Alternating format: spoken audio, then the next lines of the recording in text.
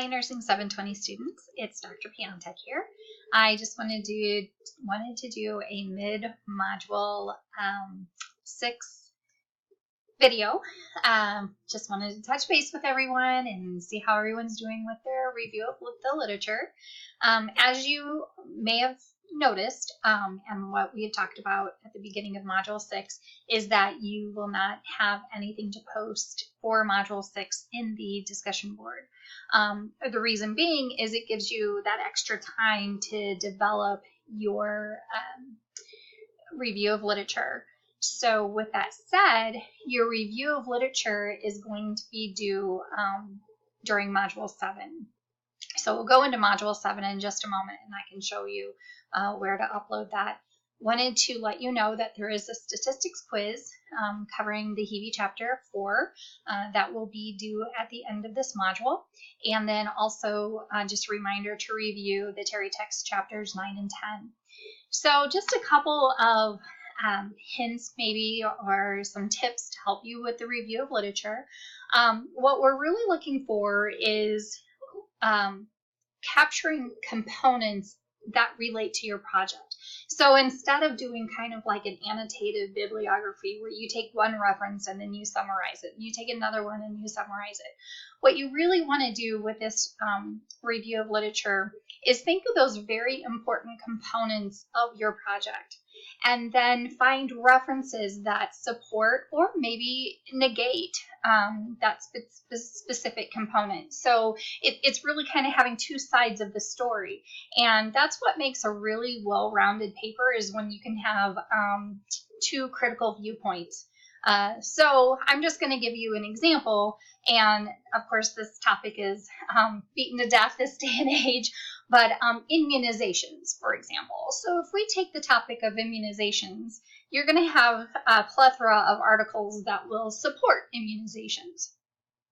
You will also find in the literature reports that negate the purpose of immunizations. So by incorporating both of those viewpoints, you are looking at the subject area of immunizations through the different lenses.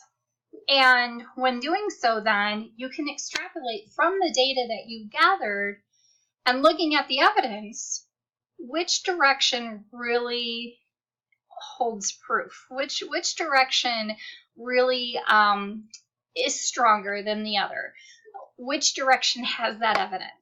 Okay, so that's what I mean about looking at two different sides of things. You might come across that and you might not, but if you do, that's okay to add that in there. And just always remember that what we're looking for is specific areas of content, and then talking about that area of content, but then supporting it with references. So you might have one statement that is supported by 3 or 4 different references. Go ahead and cite all 3 or 4 of those references, because that indicates then that there has been research or there has been evidence that supports that one statement. And that gives your reader that, aha, this must be something very important, because there are several very timely, relevant articles that support this. So just keep that in mind as you write that literature review. Another tip with writing the review of literature, if it helps you, to create an annotated bibliography for yourself. And you can do this in a variety of ways. You can either create a Word document and just go reference by reference by reference, or you can create what we call a matrix, where in the first column you'll have maybe the reference citation. In the second column you would have the specific content that it covers. In the third column you can stipulate, is this a qualitative or is it a quantitative research? Or is it an evidence-based practice project that had been done? So you can do all different kinds of creative ways to remember specific articles, because then what you can do is, as you are making revisions or as you are adding to your project paper, for example, you can go back to that annotated bibliography, or you can go back to that matrix and be like, oh, okay, I remember reading it in here, and then you can go right back to that article and pull that specific piece of content out that you need to add to your paper. So just keep in mind that once you've used an article in your review of literature, that may not be the end all be all time that you're using it, especially when we start talking about revisions when you start working with your chairs. So I hope you found this helpful, and if you have any questions or concerns, please don't hesitate to contact me, and have a great week. Thanks. Actually, I am back. I wanted to show you real quickly for Module 7.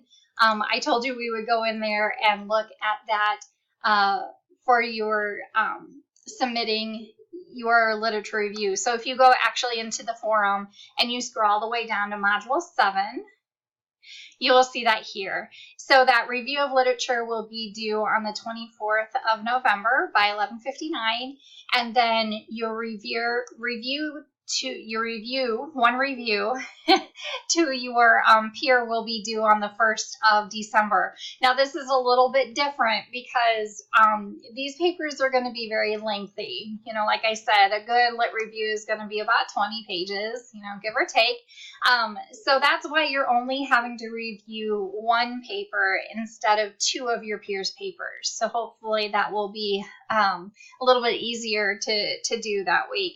So again, Module 7, that initial post is 11/24, and then your peer review to the one peer is going to be due December 1st. Again, if you have any questions or concerns, don't hesitate to reach out. Thanks.